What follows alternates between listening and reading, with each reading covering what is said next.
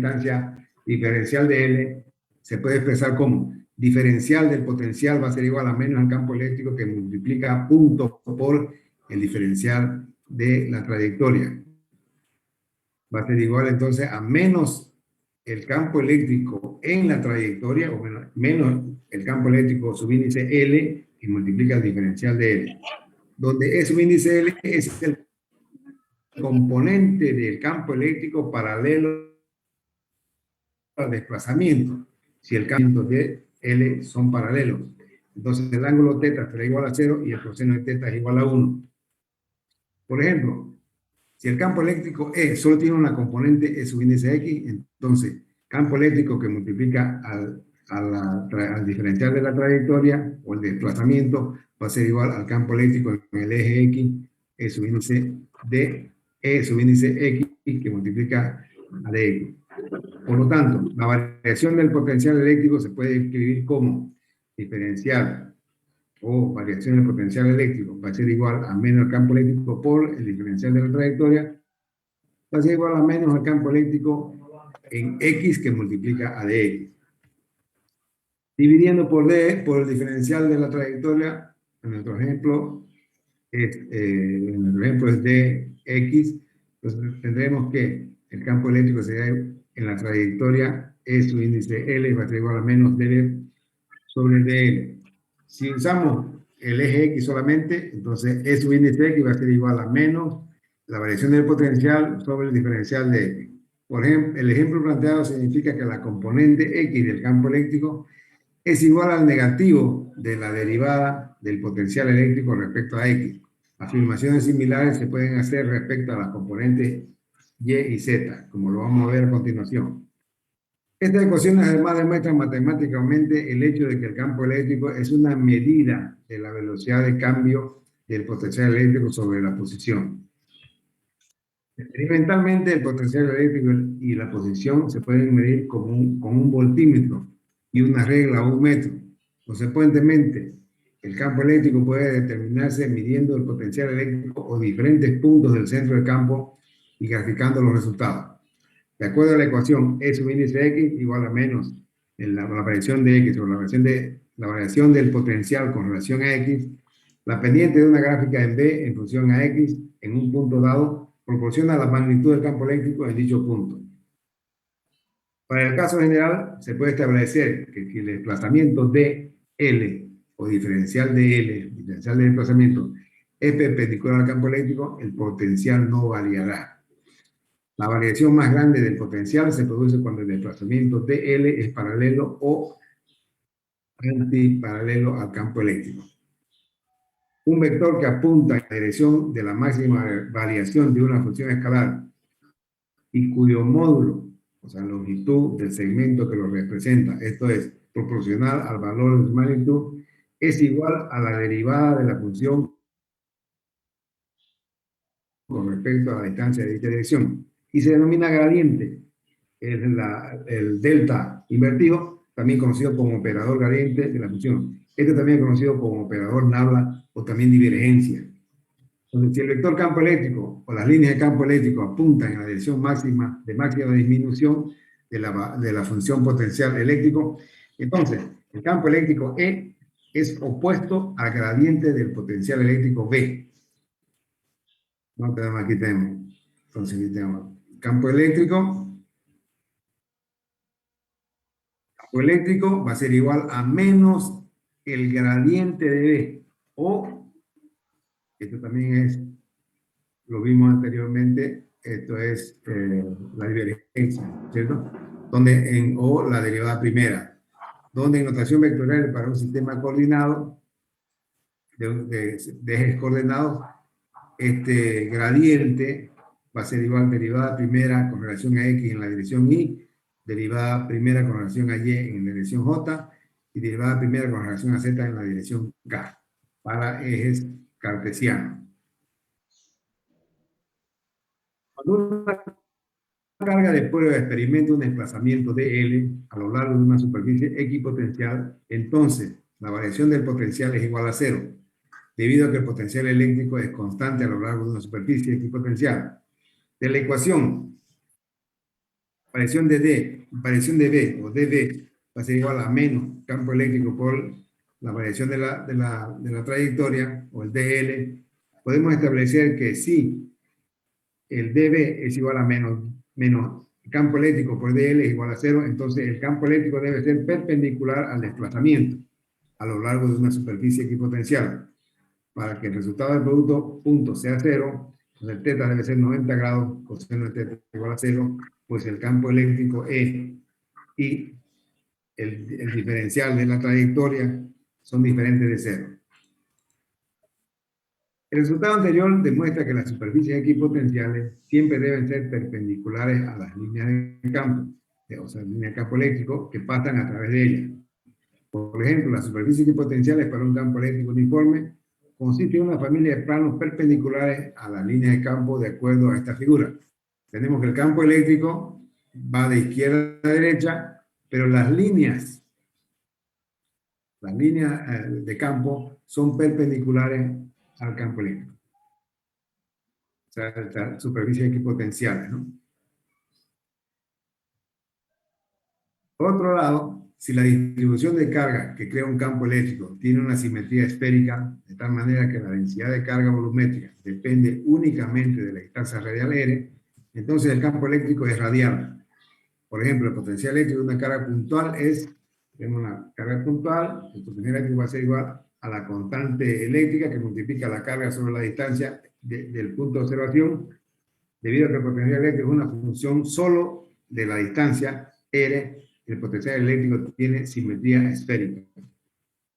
Además, sabemos que el campo eléctrico, debido a una carga puntual, se define como campo eléctrico, que multiplica la constante eléctrica, que multiplica a la carga sobre la distancia de observación al cuadrado en la adición R. Es decir, la magnitud del campo eléctrico debido a una carga puntual solo depende del cuadrado de la distancia, o de R. Por lo tanto, el campo eléctrico E también tiene simetría esférica. De hecho, se establece que las líneas de campo de una carga puntual apuntan radialmente hacia afuera de una carga positiva y hacia adentro de una carga negativa. La siguiente figura muestra las líneas de campo eléctrico debidas a una carga puntual Q positiva situada en el origen. ¿Entienden? Entonces tenemos las líneas de campo son esféricas y el campo sale del origen radialmente hacia afuera. Si se desplaza una carga de prueba perpendicularmente a estas líneas de campo, no se realizará trabajo y el potencial no varía. Las superficies sobre las cuales el potencial eléctrico es constante se denominan superficies equipotenciales y estas son siempre perpendiculares a las líneas de campo eléctrico. Entonces, para el potencial eléctrico V igual a constante eléctrica que multiplica la carga sobre la distancia producido por una carga puntual en el origen, las superficies equipotenciales son una familia de superficies esféricas concéntricas respecto a la carga puntual. El ejemplo más simple es una distribución de carga simétrica de simetría esférica, definida como con R constante.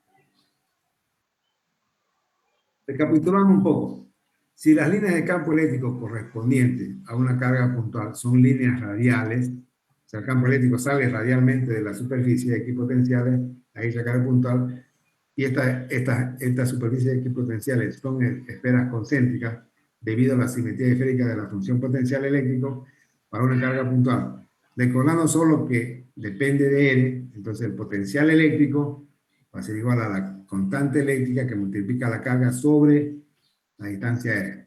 Entonces el potencial eléctrico debido a una carga puntual solo cambia en la dirección radial. Esto significa que no cambia en ninguna dirección perpendicular a R. Consecuentemente, un desplazamiento paralelo a un campo eléctrico radial se puede escribir como el desplazamiento dl va a ser igual al vector R que multiplica dr. Y la variación del potencial eléctrico se convierte en dB, va a ser igual a menos campo eléctrico por dr, reemplazando la ecuación anterior, va a ser igual a menos el campo eléctrico por el vector unitario R que multiplica dr. Analicemos el producto punto de esta ecuación. Tenemos campo eléctrico multiplicado punto por vector unitario R por dr. Esto va a ser igual que al módulo del campo eléctrico que multiplica al módulo del vector unitario por dr por coseno de teta. La magnitud del campo eléctrico va a ser E sub índice R, debido a que se trata de un campo eléctrico radial. La magnitud del vector unitario R es 1. Como el desplazamiento es paralelo, al campo eléctrico radial, entonces teta va a ser igual a 0, por lo tanto coseno de teta es igual a 1. De esta manera, el campo eléctrico en todos los puntos R va a ser igual al campo eléctrico que va a multiplicar a R. Sustituyendo la ecuación para la variación del potencial eléctrico para un desplazamiento paralelo a un campo eléctrico radial, dB va a ser igual a menos campo eléctrico multiplicado punto por el dl, que es la variación del trayecto, va a ser igual a menos el campo eléctrico que multiplica punto por el vector unitario de R por dr, entonces va a ser igual a menos campo eléctrico en R multiplicado de R. Y despejando la magnitud del campo eléctrico radial originado por una carga puntual. Entonces, ER, campo eléctrico en R, E sub índice R va a ser igual a menos el potencial eléctrico dividido por el de R. Entonces, derivada con relación a R del potencial eléctrico. Para cualquier distribución de carga esféricamente simétrica, el potencial varía solo con R. La relación entre el campo eléctrico y el potencial eléctrico es E igual a el gradiente, E va a ser igual a menos el gradiente del potencial eléctrico, igual a menos dl sobre dr en la dirección R. En general, el potencial eléctrico es una función de las tres coordenadas espaciales, X, Y, Z. Estado en términos de las coordenadas cartesianas, las componentes del campo eléctrico E en X, E en Y y E en Z se pueden calcular fácilmente a partir del B de X, Y y Z como las derivadas parciales. E en X, E sub índice X va a ser igual a menos la derivada del potencial con relación a X. E sub índice Y va a ser igual a la derivada primera del potencial con relación a Y. El potencial es un Z, el campo eléctrico en Z, es un Z va a ser igual a menos la derivada primera del potencial con relación a Z. Por lo tanto, el campo eléctrico menos el gradiente del potencial va a ser igual a menos derivada primera con relación a X en dirección Y, más derivada primera del potencial con relación a Y en J, más la derivada primera del potencial con relación a Z en K. ¿Cuál es el valor del campo eléctrico? Entonces, aquí podemos ver, tenemos acá un dipolo. A medida que nos vamos alejando de las cargas, vamos a tener diferentes potenciales.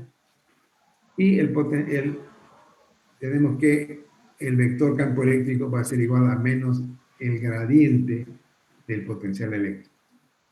O va a ser igual, el campo eléctrico vector E va a ser igual a menos la derivada primera del potencial en X más la derivada primera del potencial con relación a Y en la dirección Y más la derivada primera del potencial eléctrico en la dirección a Z. Tenemos un cuadro que nos muestra el campo y el potencial eléctrico electrónico para diversas configuraciones de carga. Entonces, aquí tenemos para una carga puntual. Esta es una tabla que nos va a servir cuando estemos haciendo los ejercicios. Para una carga puntual, para una distribución lineal definida con densidad lineal de carga, para una densidad superficial con separación D, por un cascarón esférico cargado con carga Q y radio R, y así para el dipolo eléctrico. Tenemos diferentes connotaciones. Ahora vemos las aplicaciones de los potenciales de campo eléctrico en la tecnología. En la vida cotidiana podemos observar que el traslado o fluidez de corriente genera campo. Por ejemplo, al encender un foco, al encender un televisor, al usar un celular por diferentes circuitos, aunque no son perceptibles ni visibles, estos campos ayudan a que la función de estos artículos sea correcta. Vamos a poner el micrófono. Aquí ver que está con el micrófono abierto. Ya. Entonces, La segunda, la llamada segunda revolución industrial o revolución tecnológica no habría sido posible sin la conquista de la electricidad y del electromagnetismo. Es así que este campo de la física ha sido clave en el desarrollo de numerosas disciplinas y tecnologías, en particular de la ingeniería y de la electrónica, así como del almacenamiento de la electricidad e incluso su utilización en áreas de la salud, de la aeronáutica o de la construcción urbana. Algunos ejemplos entonces de la aplicación de la electricidad y el electromagnetismo. Por ejemplo, un precipitador electrostático. Los precipitadores electrostáticos, contenedores electrostáticos, o ESP por su sigla en inglés, son dispositivos que se utilizan para atrapar partículas mediante su ionización, atrayéndolas por una carga electrostática inducida, y se emplean para reducir la contaminación atmosférica producida por humo y por otros desechos industriales gaseosos, especialmente en las fábricas que funcionan con combustibles fósiles. Acuérdense, en Santa Cruz teníamos un problema del ingenio San Aurelio, que cuando estaba usando el bagazo de caña para sus hornos,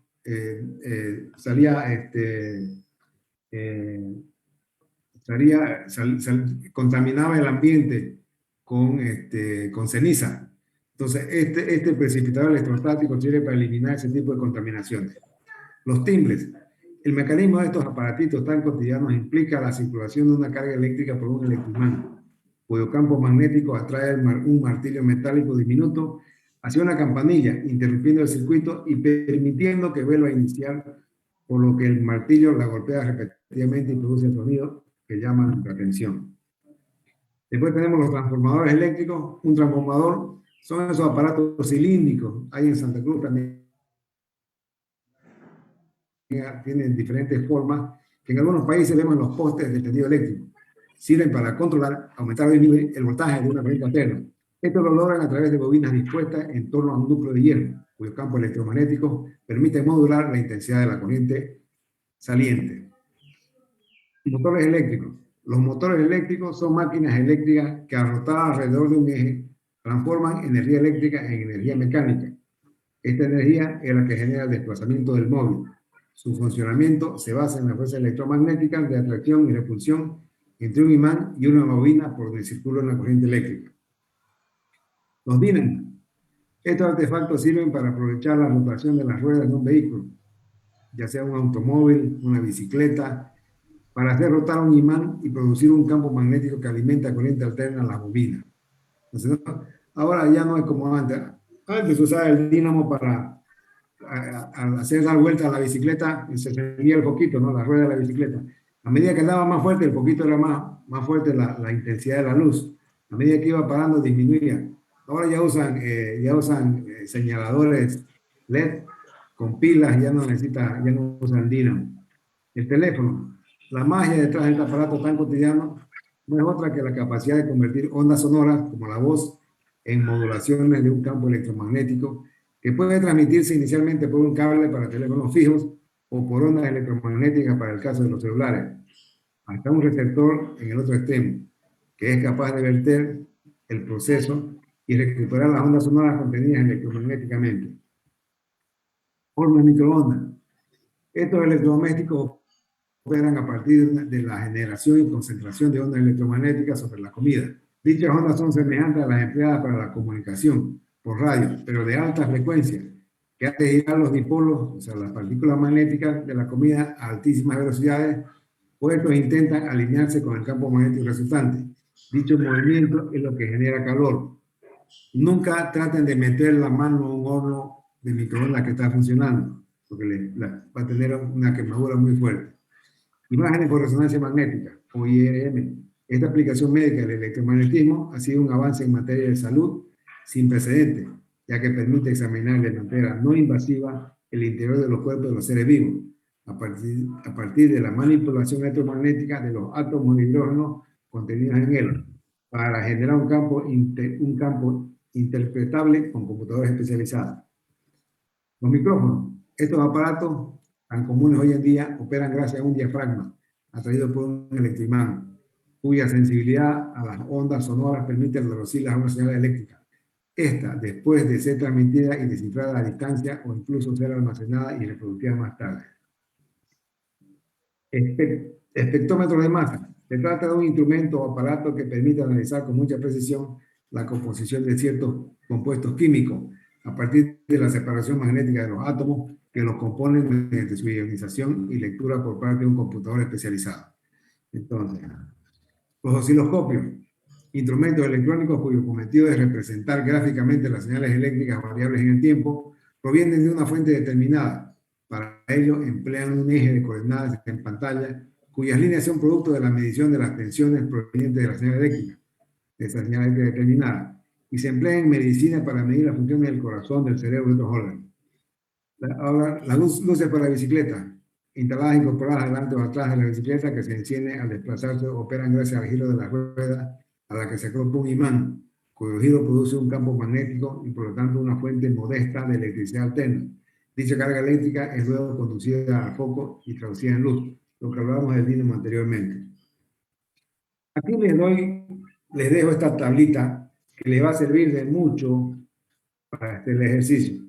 ¿Y por qué la traigo? Porque en el primer ejemplo que les di el femto. El femto es 10 a la menos 15 metros. ¿Ya? Aquí tenemos en esta tablita, comenzamos cómo varía el metro, hacia abajo y hacia arriba. De 10 a la menos 1 hasta la 10 a la menos 18 y de 10 a la 1 hasta las 10 a la 8. ¿Listo? Para que ustedes la tengan, yo sé que ahora muchos usan la calculadora, pero a veces se pueden equivocar al apretar una tecla. Aquí tenemos todo lo que vamos a... Normalmente yo uso desde menos 12 hasta 12, ¿ya? Desde tera hasta pico. Este es el rango de trabajo, pero hoy, justamente para poder dejarles esta tabla, puse un ejemplo, a propósito, puse el femto, que es 10 a la menos 15. Bueno, y con esto terminamos la clase de hoy. Una pregunta sobre el material difundido, que todavía hemos dado pocos ejemplos a medida que avancemos. Ya la última clase de la unidad 1 ya va a ser más interesante con relación a los ejercicios. Fíjense que no hay muchas fórmulas. Las fórmulas ya tienen que ir separándolas para que hagan un formulario correcto y adecuado para poder hacer los ejercicios. Les vuelvo a recalcar, solamente son 137 inscritos y solamente 41 han dado respuesta a la evaluación de conocimiento de la primera clase. Si no suben el material, no van a poder abrir la unidad 2. Entonces, por favor, les encargo que todos puedan subir la respuesta. ¿Alguna pregunta? Disculpe, ingeniero, ¿va a subir el PowerPoint de ahora a la plataforma? Sí, enseguida, de aquí a unos minutos va a estar en la plataforma. Ya es la penúltima clase de la unidad 1. La próxima clase terminamos. El próximo miércoles terminamos la unidad 1. Disculpe, vamos a realizar algunos... ¿Alguna otra consulta? Disculpa, John, ¿puedes repetir? No se escuchó mucho. Vamos a realizar algunos ejercicios a terminar todos los temas de la unidad 1. Sí, al final bueno, cuando terminemos la unidad 2, vamos a tener unas aulas prácticas y vamos a hacer ejercicios de las dos unidades, tanto de la 1 como de la 2. ¿Listo? Ingeniero, ¿vamos a pasar clase los 3 días de la semana o solo 2 días? Como quedamos, ¿no? La primera clase solamente vamos a pasar miércoles y viernes. Así está programado. Los lunes, es caso tengan alguna consulta, podemos habilitar las clases los lunes. Pero sí, el programa ya yo lo he diseñado para que pasemos clases miércoles y viernes. Disculpe, ingeniero, ¿se puede presentar la evaluación de seguimiento hasta el lunes? Lo que pasa es que yo recién adicioné y quería saber si se puede todavía. No hay problema, no hay problema. Es hasta que abramos la unidad 2. Pueden subirla, o sea, recién vamos a ver la unidad 2 el próximo viernes. O sea, pueden subirla, no hay problema. Sí, gracias, Guillermo. Muy bien, Yamil. ¿Alguna otra consulta? Todo claro, ingeniero. Bueno, entonces les agradezco por la presencia. No se olviden de ir recolectando las fórmulas. Va a ser de mucha utilidad para los ejercicios. Muchas gracias y hasta el miércoles que viene. Hasta luego, ingeniero.